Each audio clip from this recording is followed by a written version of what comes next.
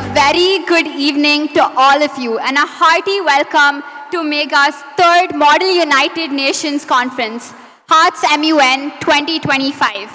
On behalf of Omega staff and students, I warmly welcome our Honorable Chief Guest, Dr. S. Venkatraman, international consultant and a global expert in education and SDG progress. A warm welcome to our correspondent, Mr. Bharat Madhavan, CFO, Mr. Subramaniam, Director, Dr. Bhavani Shankar Subramanian, unit heads, teachers from prestigious schools, erudite members of the audience, members of the executive board, and most importantly, our young delegates.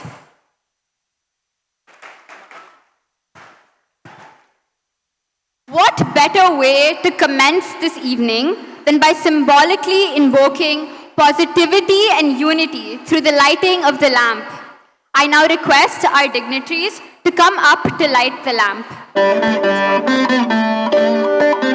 Represents the triumph of knowledge over ignorance and harmony over discord.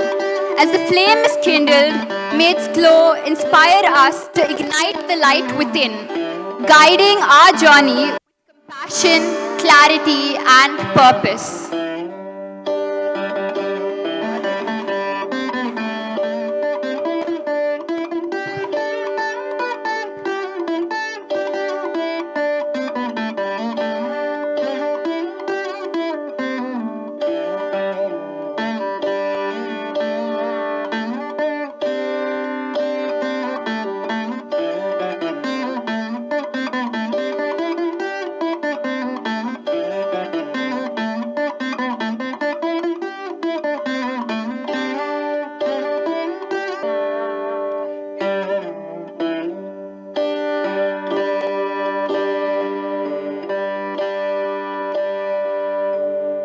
I am sure we all indisputably agree that the way forward for humanity is through peace, and peace begins with the heart.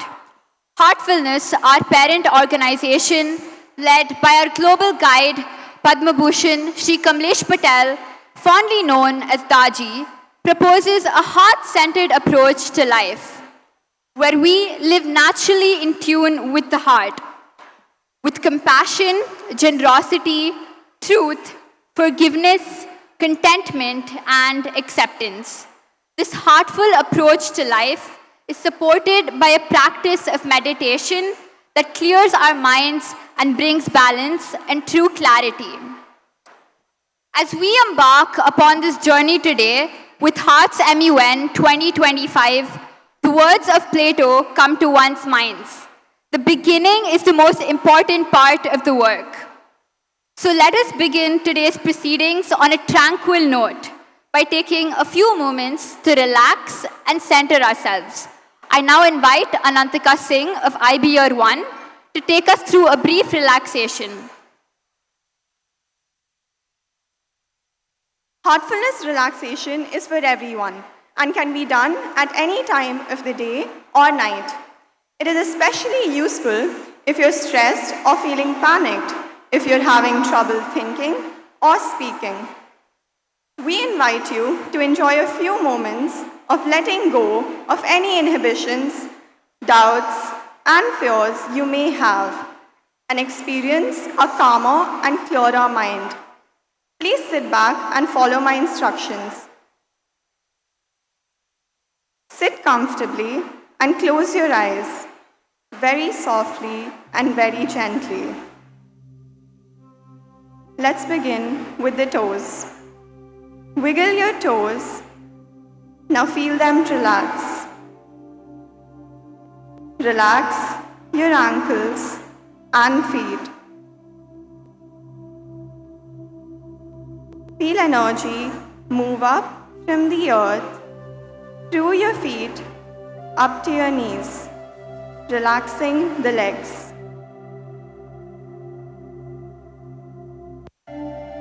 Now, deeply relax your hips, stomach, and waist. Relax your upper arms. Relax each muscle in your forearms, your hands, right up to your fingertips.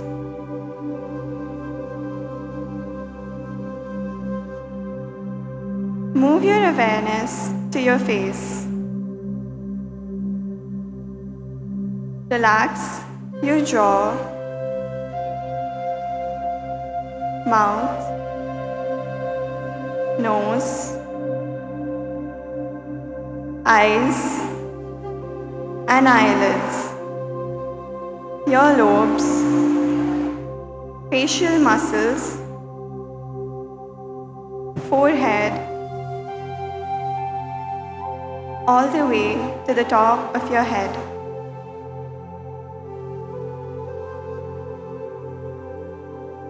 Feel how your whole body is now completely relaxed.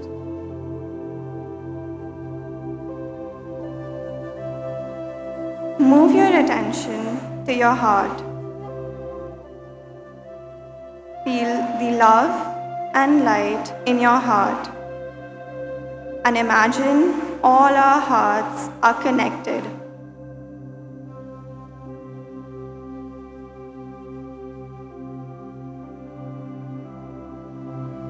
Stay still and silent for as long as you can.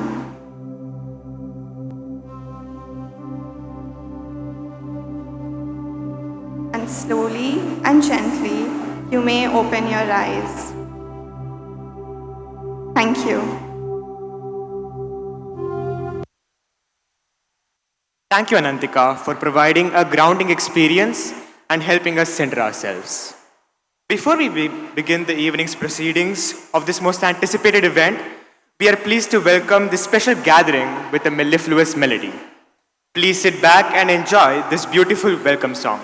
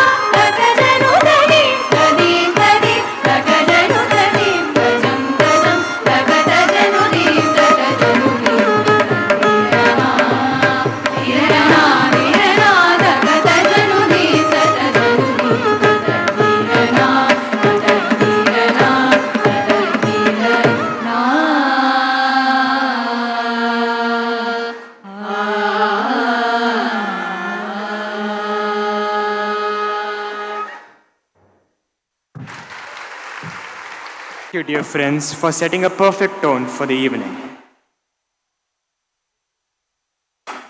Educating the mind without educating the heart is no education at all. At Heartfulness International School, we foster a lifelong love for learning in an environment that sparks creativity, resilience, and inner leadership. Guided by this vision, Omega encourages students to discover their true potential and surge ahead with passion and purpose. The HEARTSMUN is an endeavor in this direction.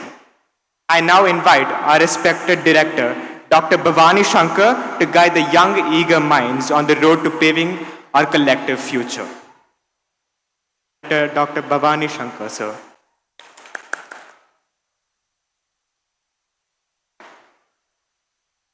Dear friends, a warm afternoon to all of you. So we are very happy to have you all here for the third edition of HEARTSMUN. This has a wonderful history in Omega. I remember 2008, all of this started with the Student Leadership Conference on Development. December of 2008, the entire campus was flooded here, and we were forced to assemble at the ashram, taking up the project of student leadership through online interactions. That was the first time this happened, promoted by global education motivators. I remember Ganga anchoring it. Ganga, if you are here, I'm sure she would remember that. And through the years, we have nurtured the art of oratory skills, most certainly aligned with all the skills that have been earmarked for the 21st century. I'm certain now that all the 42 schools that are assembled here, Divya tells me there are about 42 schools who have signed up for this 3-day event.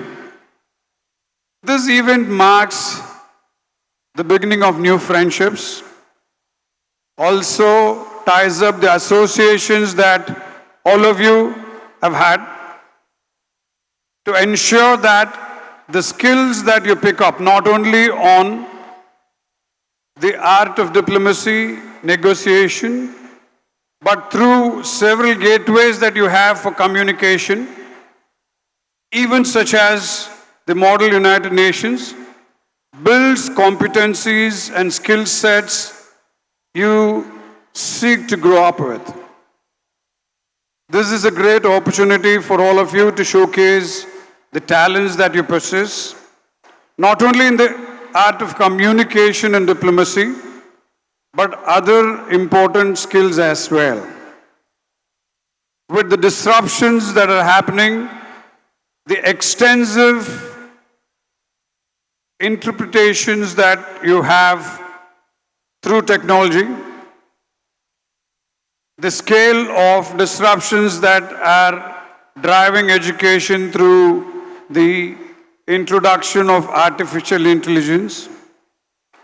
These are at but the few of the platforms where you establish real-time connects, form relationships, and build skills of understanding the world around you, understanding the public policies that are outlined by different governments, and seek to understand the functioning of the world around you. Thank you so very much, Dr. Venkatraman. I'm sure we are going to have an elaborate readout of your resume. So I'm going to tell you something that you may not know. Venkat and me go a very long way. We have over 43 years of friendship. So to my best friend seated here and to a very renowned scholar, Venkat as we fondly call him, is a remarkable researcher and has been connecting with policies around the world across 90 different governments. There are very few countries that he has not visited. I fondly remember a story he was telling, this little island Tuvalu that is going to vanish. And we have several challenges such as that. Where would the people from Tuvalu go? Which country would accept them as citizens? There are several such instances.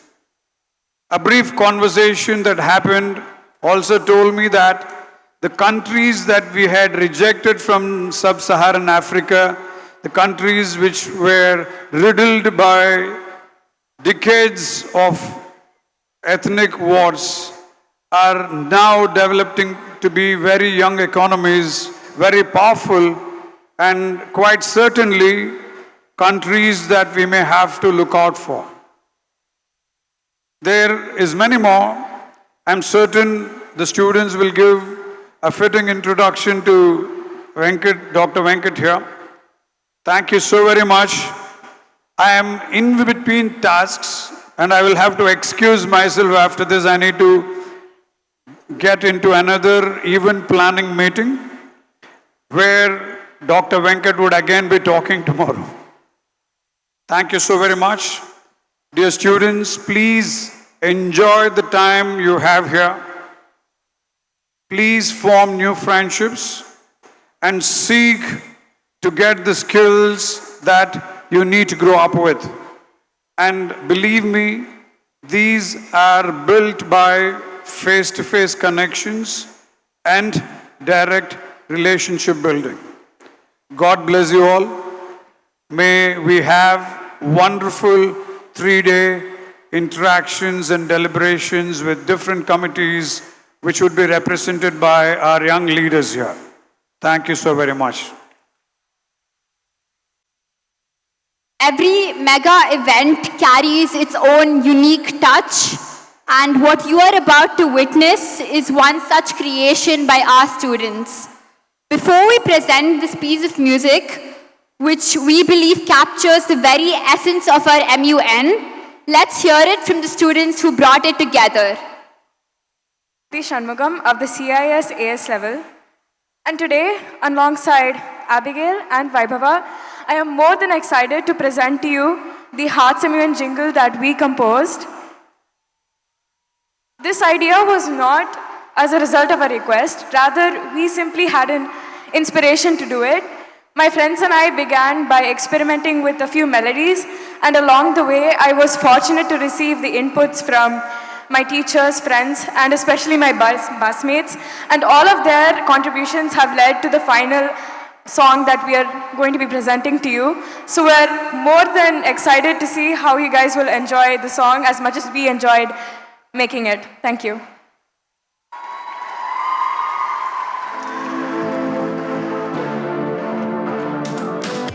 Unlock the power, unlock the power, unlock the power. Unlock the power.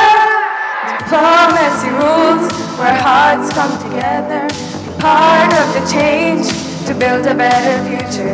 The stage awaits for you to entice, to bid with all your might. Hearts MUN, strengthening connections. Join the debate and be part of the solution. Come and join us. Hearts MUN. Thank you. Thank you. Thank you to the team. In a world where words often fall short, our dance performance aims to resonate deeply with future leaders and the citizens of tomorrow.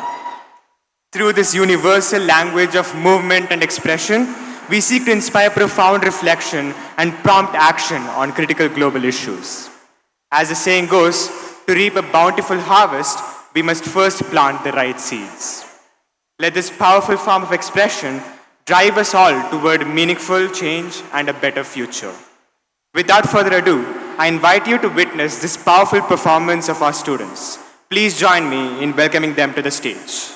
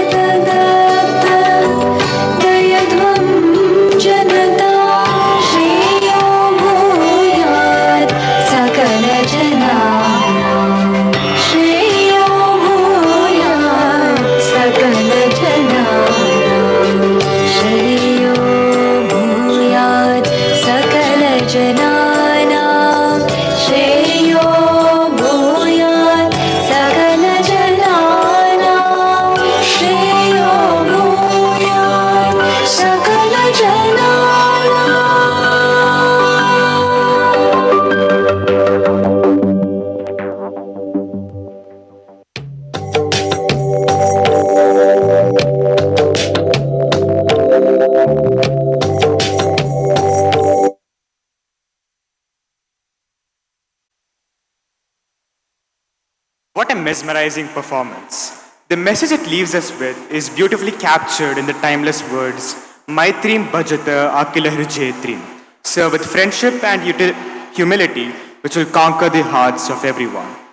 May this spirit of unity, humility, and friendship guide us, not just in this conference, but in every endeavor we undertake together. Mankind is poised at that crucial juncture where we need to pause for a moment, take stock of all the reckless follies of the past, and then make a truly concerted effort to bathe our world in the light of peace, truth, harmony, and compassion. As Martin Luther King rightly averred, darkness cannot drive out darkness, only light can do that. Hate cannot drive out hate, only love can do that. With that setting the premise of the conference, let us now glance at the mirror and prepare to face the truth of the real world of today. Join us in reflecting on the daunting realities we face and the need for us to surge ahead with burning conviction and searing selflessness to salvage and restore the glory of the human race. Here is a video that illustrates how the model UN can serve as a springboard for positive change, paving the way for a better world and a brighter future.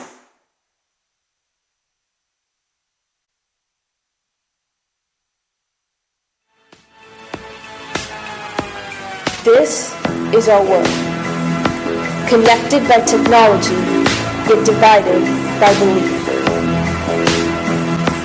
A planet buzzing with algorithms, but deaf to the cries of injustice. We swipe past hunger, scroll through war zones, buffering between floods, fires, and forgotten people. We live in a world of answers, yet ask too few questions. From melting glaciers to digital echo chambers, from rising hate to rising heat, the earth trembles under the weight of greed, indifference, and disconnection.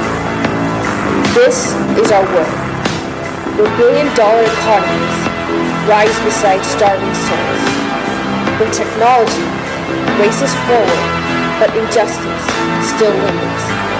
Heroes light up screens, yet power is prized over peace.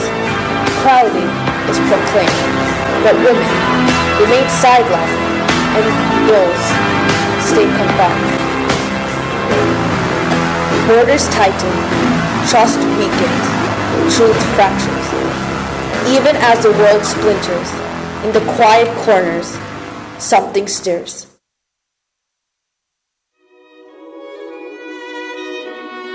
Not driven by fear, but by the refusal to give up. They question systems, challenge old narratives, and rise, not to watch history unfold, but to shape it. With voices steady and minds sharp, they gather, not in war rooms, but in spaces of dialogue, not with weapons, but with words, reason, resolve. Solidarity replaces silence. Empathy challenges apathy. Diplomacy becomes the loudest force in the room. They design solutions for a warming planet, negotiate peace where tension once thrived, bridge borders with conversation, and reimagine justice, not as a punishment, but as balance, equity, and dignity. They listen, they speak, they act. This is our world. Resilient, restless, ready. A place where futures are not foretold, but forged. Together, deliberately, unapologetically. Because one delegate can shift a conversation. One committee can awaken. And one voice can echo across the room.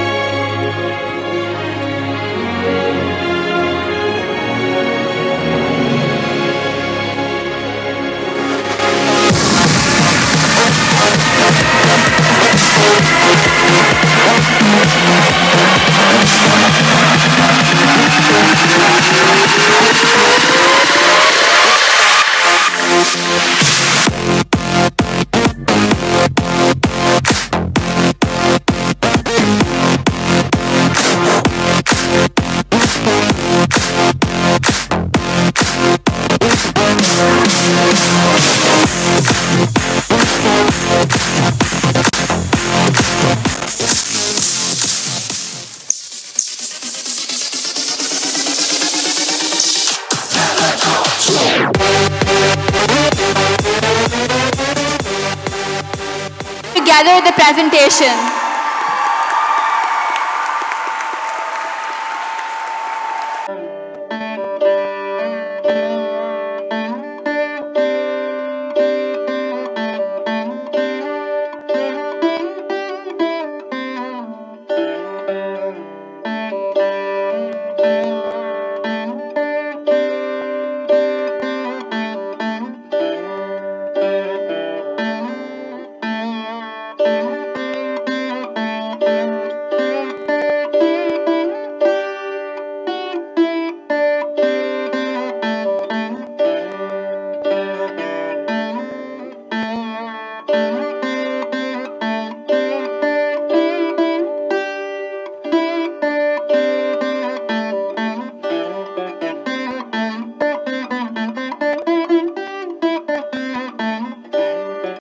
Thank you, ma'am. Thank you, sirs. It is with great pleasure we invite our honorable guest to deliver the keynote address. Sir, please.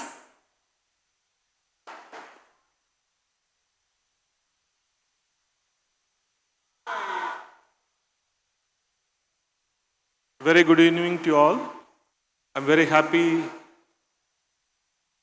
to be here for the MUN 25.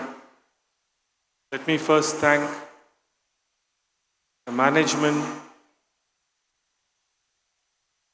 of the Heartfulness International School, the correspondent, CFO, director, principal, vice principal, staff and students for inviting me to be part of this wonderful occasion. Before I start my talk, let me first thank all the students who gave wonderful performances just before the start of this session. They put in a lot of effort, and I really thank them for giving us a wonderful entertainment. I've been part of UNESCO for, well, now about 23 years. It's been a very interesting journey. And what I mean, as you know, UNESCO is the only UN organization that follows a very similar pattern like the UN. So your model UN, which goes through certain processes when a general conference takes place, that's exactly what also happens with UNESCO. I have been fortunate to be part of such global forums. And when I was invited for this occasion, the management requested that I share some of my experience visually, so that you would know what it takes to become and or be part of MUN. So what I plan to do is, this is not a lecture, but just sharing few experiences and also giving you a glimpse of how a UN organization works. So I'll just walk you through some visuals. I will also show you a historically very momentous occasion that took place in one of the UNESCO's General Conference. A short clip as well, so that you will know the depth and also how powerful some of these general conferences can be. Certain global decisions are taken. Some of the issues that you saw in the video that was put up about the challenges and problems faced by many in this world and how UN agencies are trying to address that. Next, please. Okay, this is UNESCO's headquarters in Paris. As you know, each UN organization have their own headquarters in different parts of the world. UNEP headquarters is in Nairobi, Kenya, UNICEF in New York, WHO in Geneva, etc. Next, please. So this is UNESCO once every 2 years convenes this general conference. We're close to 190 to 200 member states participate in the general conference. And this year, we are having the 43rd UN General Conference, UNESCO's General Conference. And for the first time after 40 years, UNESCO is going to have the General Conference outside Paris. Because normally we have it in France, in Paris. But this time, it's going to happen in Samarkand, which is in, Uzbekistan. It's going to happen from end of October until towards end of November. Next, please. So UNESCO also convenes, as you know, UNESCO is a lead agency for UN in the field of education, culture, are normally deliberated and developed, discussed and ratified in some of these global forums. One such forum, which was a very important thing that happened in the field of education, was the 2015 Incheon Global Educational Forum, which took place in South Korea. So that's the picture, and that led to the framework. It's called the Incheon Declaration Framework for Action 2030. This has been a very important document that was accepted and approved by the member states in 2015. And this has been the basis for many national policies, including the National Education Policy of India. Next one. UNESCO, as you're all familiar with SDGs, the Sustainable Development Goals, which came into place in 2015, had basically SDGs, as you know, there are 17 goals, which has 169 targets and over 240 indicators. It is built on the principle of 5 P's of sustainable development. 5 P's. One is people, planet, peace, prosperity, and partnership. So this is the fundamental 5 themes of sustainable development.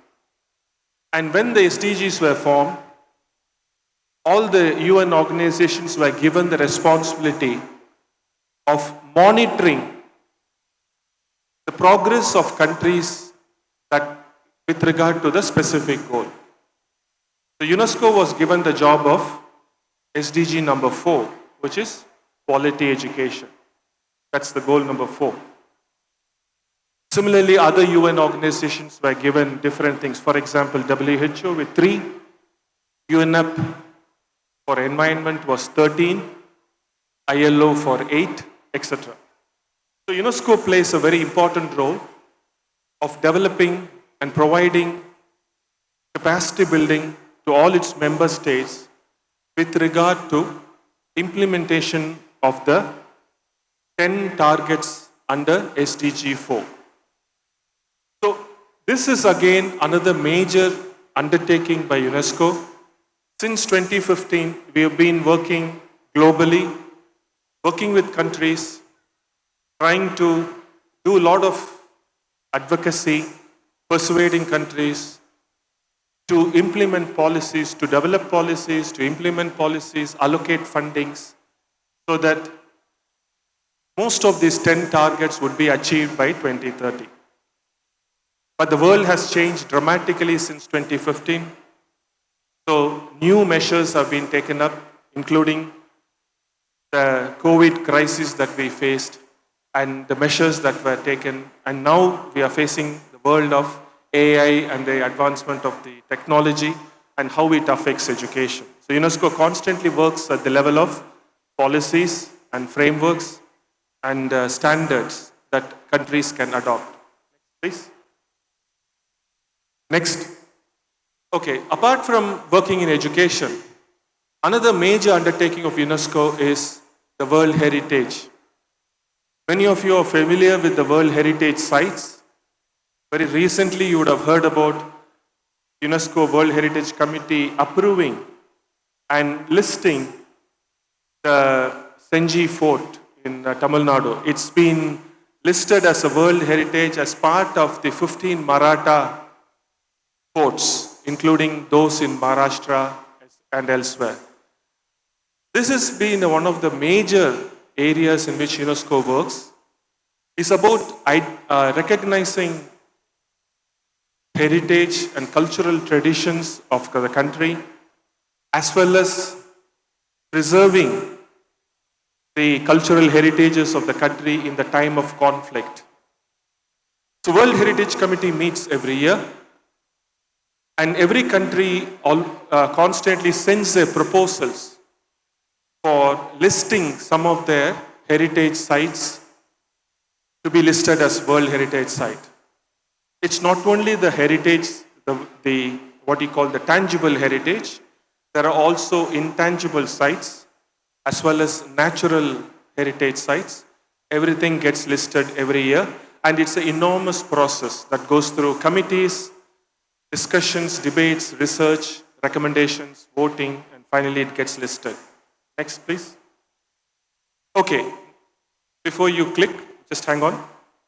I'm going to play a 2-minute video. This is a very important thing that happened as far as UNESCO is concerned, as an agency which stands up for, even if it's a small nation, for their own identity and for a global recognition. This happened in 2011 at the UNESCO General Conference. Sorry, can you, when I say you can switch it off, switch it off. Give me a second. And in 2011, during General Conference, in fact, before 2011, for nearly 15 years, Palestine approached UNESCO saying that we want UNESCO to recognize us as a nation. We want you to recognize us so that so the world will know who we are and what are the problems we are facing. But it took 15 years of diplomacy, advocacy, and persuasion. And in finally 2011, it came to the voting. As you know, in any UNESCO or UN conferences, decisions are taken through voting. So close to 160 plus countries were there on that day. And the chairperson of the General Conference took to the voting about whether we recognize Palestine or not. What you will see here is a sample of key nations voting yes or no for Palestine. Countries like China, America, Israel, France, so on and so forth. And the final result was overwhelming support for Palestine to be recognized, and it was accepted as a member state of UNESCO, and UNESCO paid the price for it also, because countries who didn't recognize Palestine walked out of UNESCO, like America and its allies.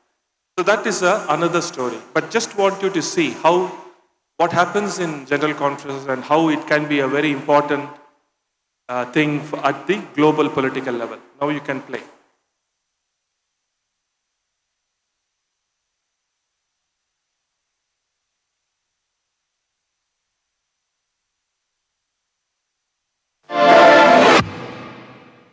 Royaume-Uni de Grande-Bretagne et d'Irlande du Nord.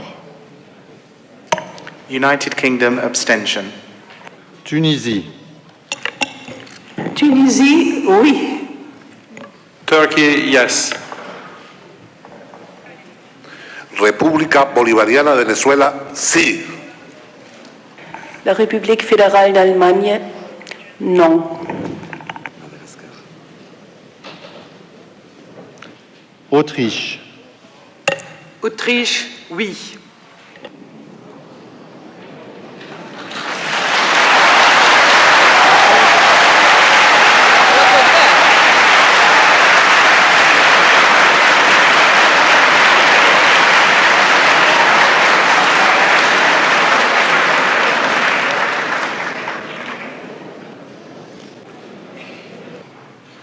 Chine.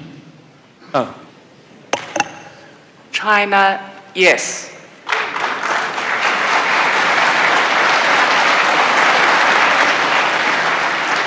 États-Unis d'Amérique. The United States of America, no. Fédération de Russie. Russian Federation, yes. Russia. France. France. France. France, oui.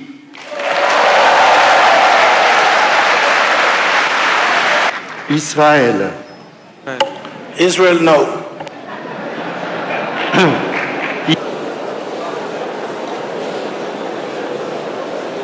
Now been counted.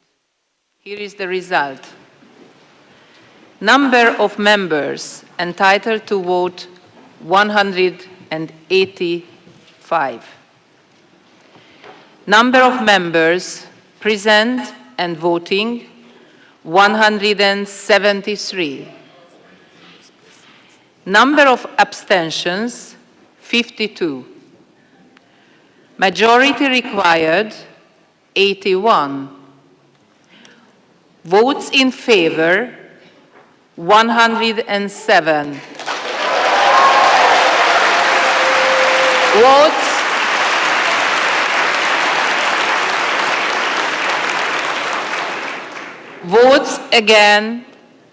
Votes against 14. Ladies and gentlemen, the General Conference has thus voted to adopt the draft resolution and decided to admit Palestine as member of UNESCO.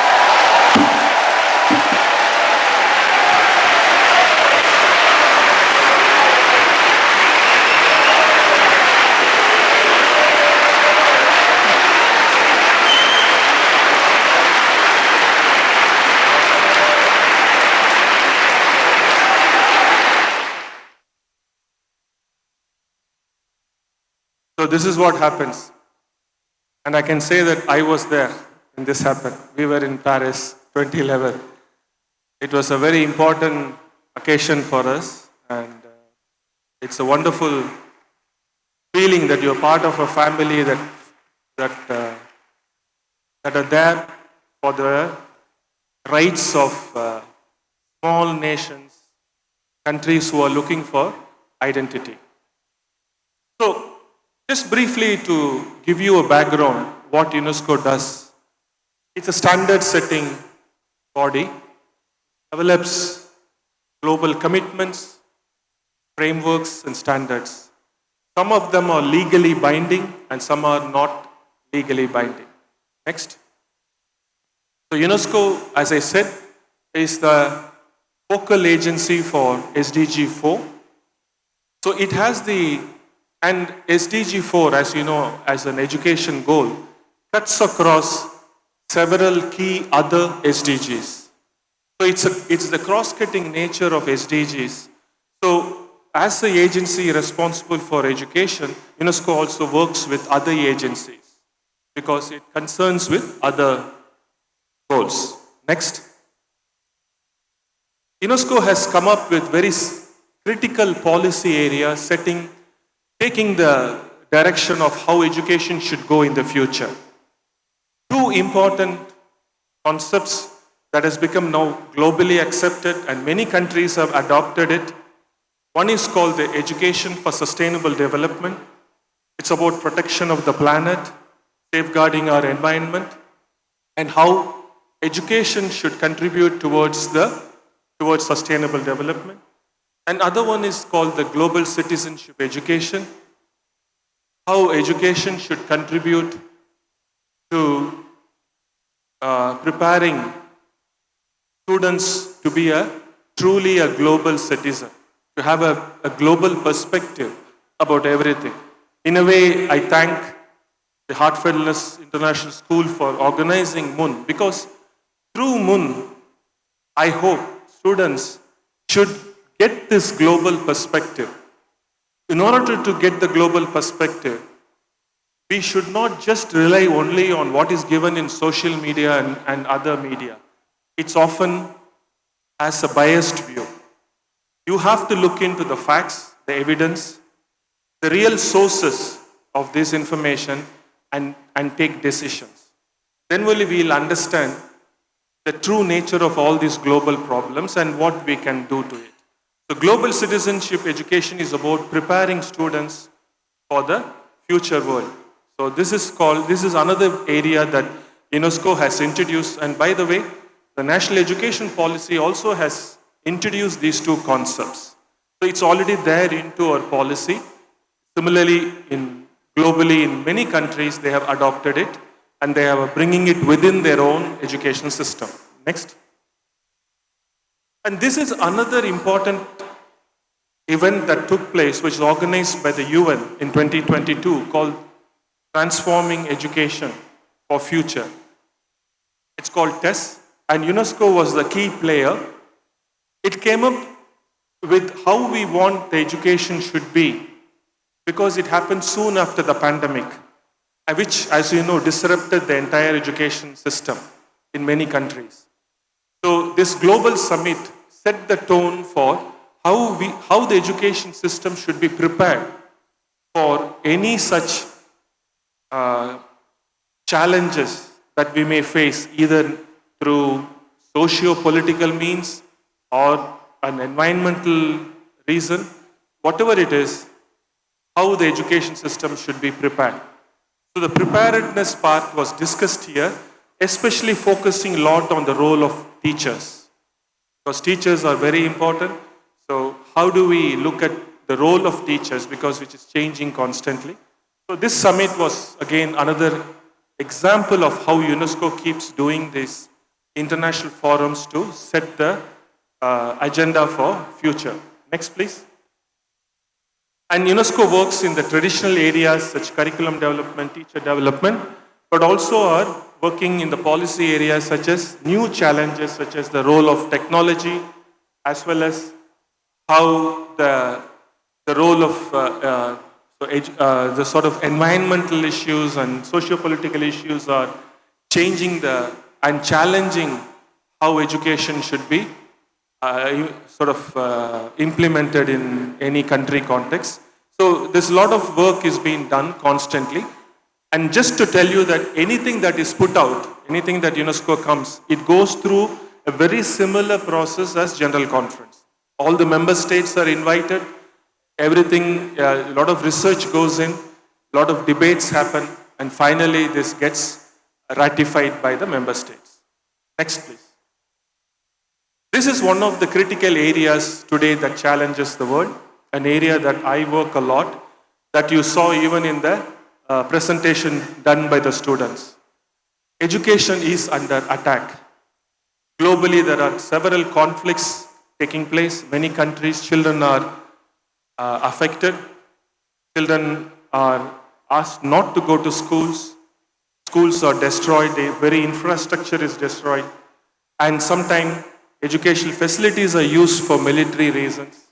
And children are killed. They are used as human shields, so on and so forth. Next.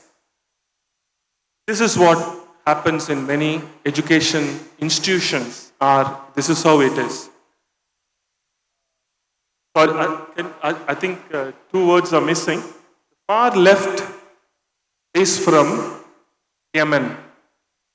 The middle one is from Democratic Republic of Congo in sub-Saharan Africa, and this is from northern part of Palestine.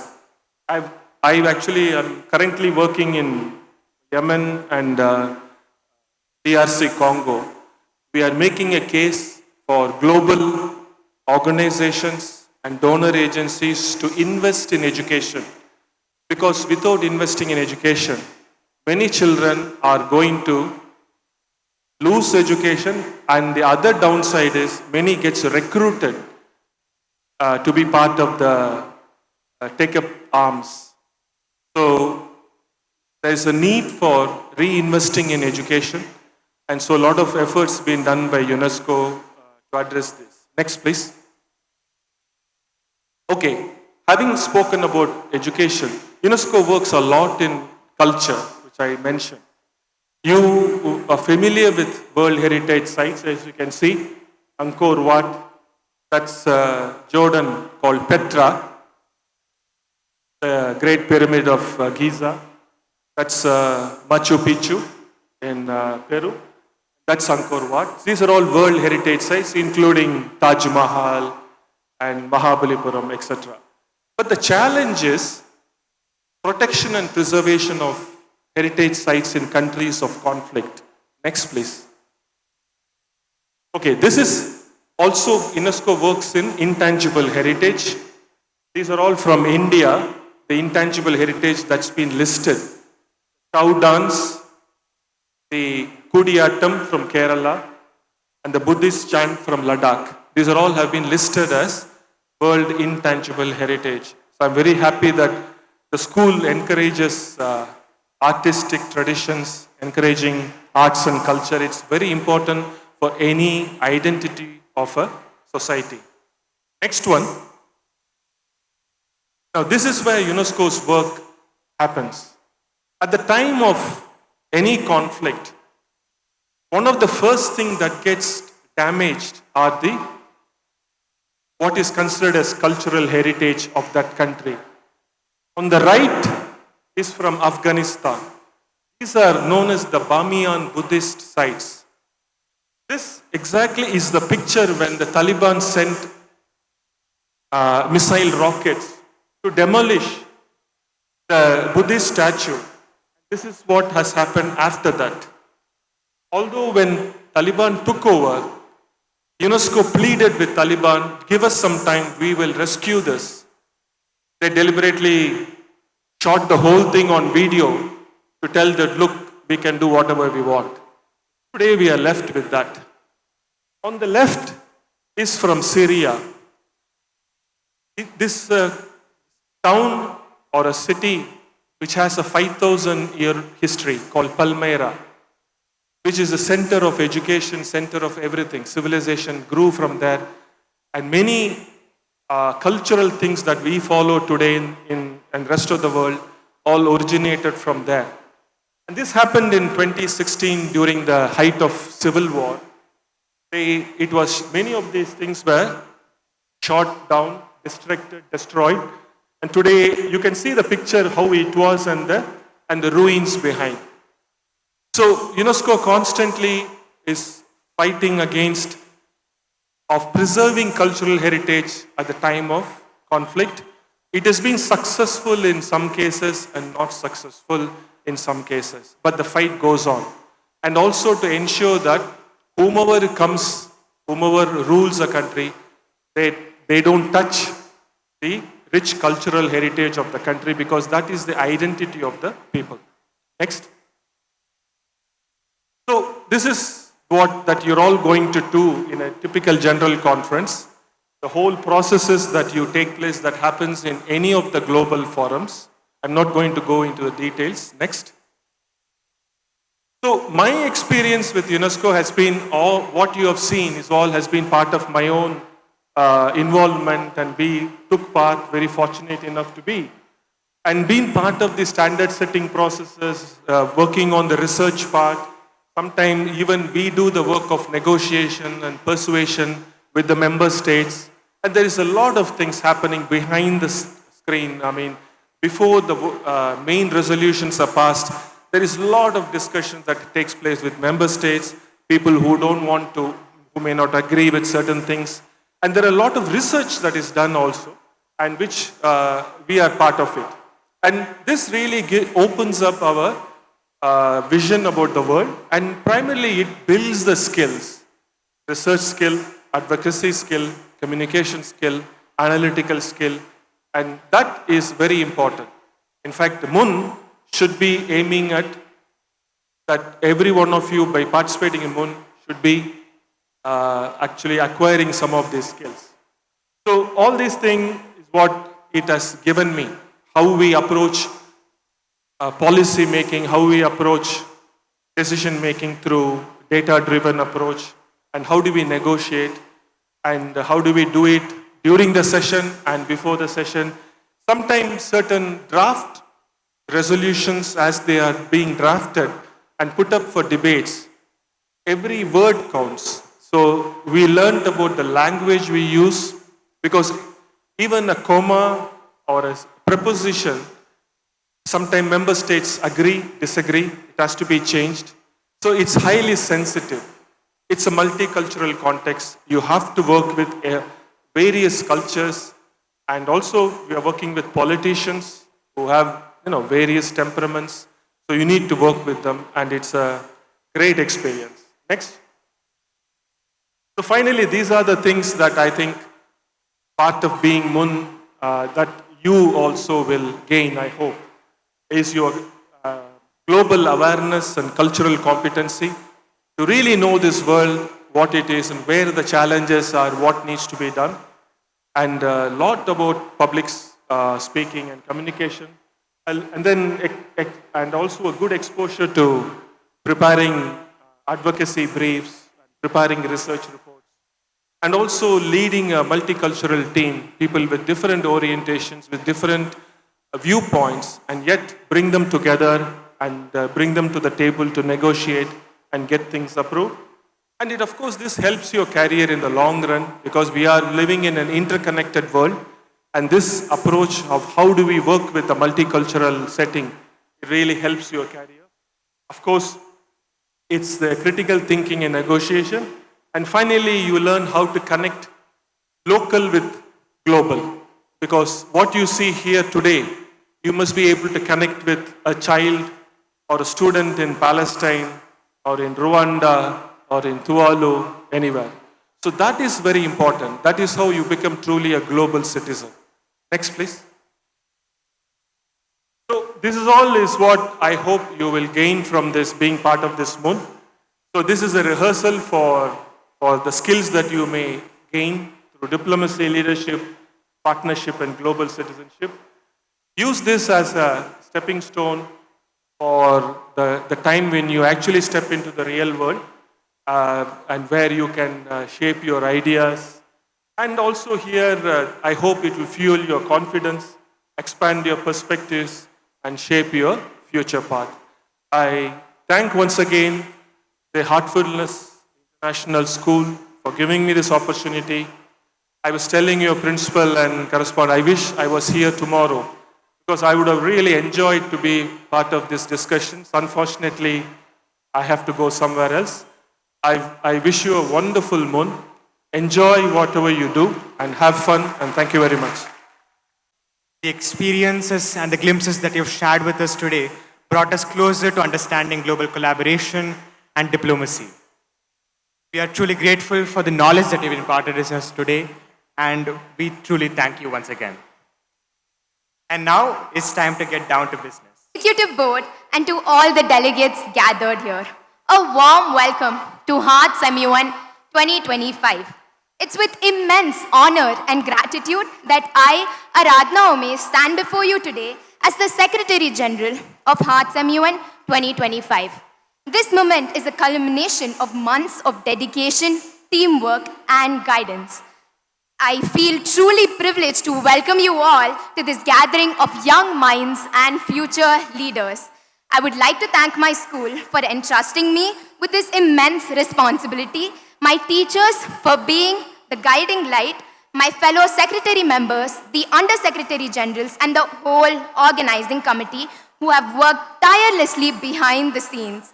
I must also mention Ed Excursions whose support has guided us through every high and low. My heartfelt gratitude extends to our executive board and of course to the delegates without whom HEARTSMUN would not come alive. The theme of the conference, breaking barriers, building bridges and connecting hearts, is not just words on a banner. It's a reflection of what each of us is capable of. We all carry barriers inside of us. Fear of speaking up, fear of being judged, or even fear of not being good enough. But this MUN is your chance to break those barriers. It's your chance to build bridges across differences of nations, opinions, and personalities. And above all, it's your chance to connect with each other, not just through debate, but through understanding and empathy.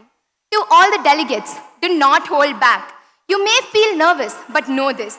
The moment you choose to speak, you're already a leader. The strength of this conference does not come from the perfect speeches or flawless debates. It comes from your willingness to try, to challenge yourself, and to listen as much as you speak. With that said, all of these would make these 3 days truly meaningful. Before we begin, I request everyone present here to kindly rise for the HEARTSMUN pledge. This pledge is a reminder of why we're here and what we stand for. I kindly request everyone to rise for the HEARTSMUN pledge and to also repeat after me. We come together with open minds and open hearts. We listen to each other and speak with respect. We stand for the truth, fairness, and every voice being heard. We care for our planet and take action, big or small. We work as one team, finding solutions for a better world. Together we rise, and together we lead. Together we step into leadership, shaping a world of positive change. I request everyone to sit down. The conference open. Thank you. Come on stage and introduce our distinguished executive board members to all the delegates present here. A very good evening, delegates. I am Zahra Siraj, and it brings me immense pleasure in serving as your Director General for HEARTSMUN 25. And now, the moment we've all been waiting for. It's time to introduce our illustrious Executive Board members. We request the Executive Board members to join us on stage. United Nations Security Council, Ashwamedh and Vaishnav CP. United Nations Institute for Training and Research, Ritika Ravikumar and PL Rajasubramaniam. International Monetary Fund, K. Kala and Vikrant Gopi Sendil. International Press Corps, Santosh Sivan and Arnav Mahadevan. Historic Crisis Committee, Karthik Sriram and Jaddu Rupa Gayatri. US Senate, Rishan Saravanan and Aditya Chintluri. Economic and Social Council, Daksh Surana and Nimai Sudesh. Food and Agricultural Organization, Shashank Sriram and Yandamuri Avyukt. Let's give the chairs a huge round of applause. All India political parties meet, Kanav Singhi and Kavini LV.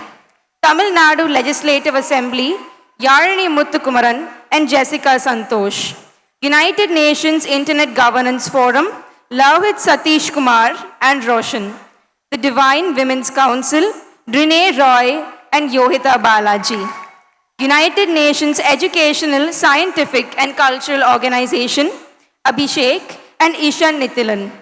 FIA Safety Council, SK Sai Ashish Seelan and Lakshmi Chandra. World Health Organization, Sanjay MK and Haya Griven. United Nations Committee on Science and Technology for Development, AS Raihan and Rakshant M. United Nations Scientific Committee on the Effects of Atomic Radiation, Ritvik Chopra and Keshav Puri. United Nations Framework Convention on Climate Change, Abhijit NC and Ayush Rishwin. Indian Premier League, Anindit Iyer and Ved Gopan. United Nations Environment Programme, KV Sai Vishrut and Advait Chitezi. Arctic Council, Shivang Srivastava and Arvind J. Superhero Conclave, Anirudh Harish and Kalyan A. The Trojan War Peace Talks, Ronit RB and Kalyani Rao. United Nations Alliance for Sustainable Fashion, SK Sanjana and Shreya Shankar Ganesh. Indo-Pakistan Special Summit, Aditi Vijay Kumar and Navya Bafna. I request our esteemed Dr. Venkatraman and all the dignitaries kindly to come up on stage for a photograph with the EB members and the Secretariat.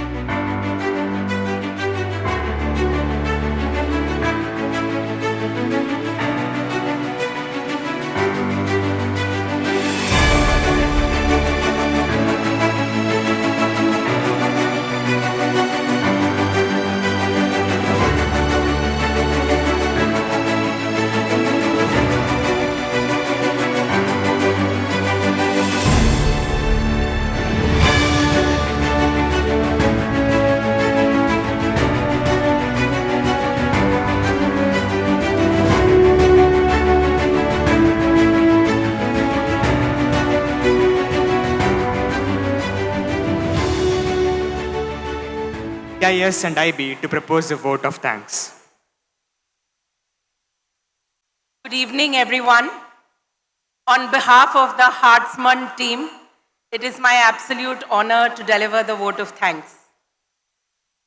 This morning when the skies opened up and it poured, for a moment we were petrified. All the arrangements that we had to make, the schools that had to come in, the flow of events, we wondered if it was going to be an absolute washout, so to speak. But very quickly we realized, just as we do in our Heartfulness gatherings, what we call the bhandaras, there are a whole lot of volunteers who work over a course of months. There's a flurry of activity, just like we've had here for HEARTSMUN. It's been a couple of months where we've been working crazy schedules, but with great fervor and passion. And in that Bandara, just on the morning of the main event, this is a 3-day spiritual gathering where we sit down to center ourselves and meditate, it would pour. And our founder would tell us that this is nature blessing us. This is the hierarchy of the masters pouring their grace onto us from above.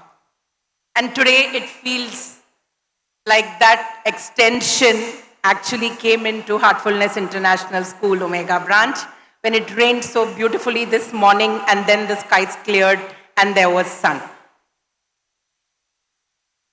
So it reminded us that we move ahead with faith and purpose and resilience come what may, as long as we know that we are doing the right thing.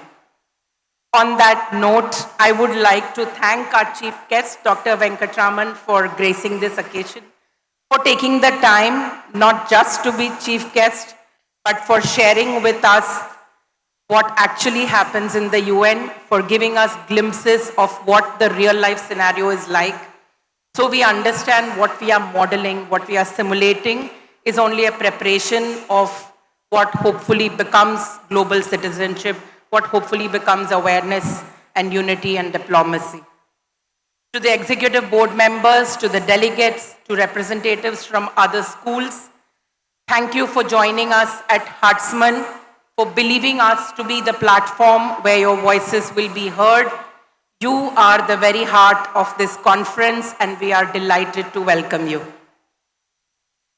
I also feel immense gratitude for our management, our admin teams, our unit heads. HEARTSMUN has been months in the making and today's opening ceremony was only a culmination of what teamwork and what unity and what a shared vision can create, and that would not have been possible without all of you. Behind the scenes, the organizing committee of students and teachers, the secretariat, the volunteers have been pouring in over minute details, have been spending so many days and nights thinking about last minute improvisations, something that they wanted to do. The jingle was a little example. It was a 30-second jingle, but I know it was all heart, and so it meant a lot to us. There are so many others that we would thank, but I will not take more of your time.